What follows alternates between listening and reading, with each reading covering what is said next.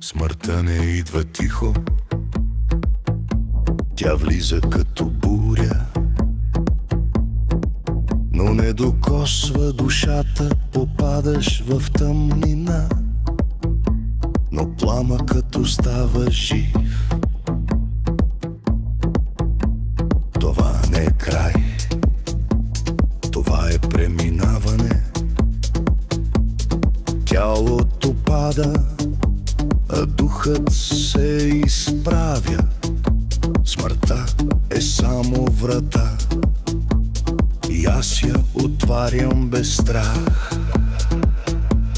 Мракът шепне лъжи, но аз не вярвам. Нищо не свършва, всичко се прелива. Енергията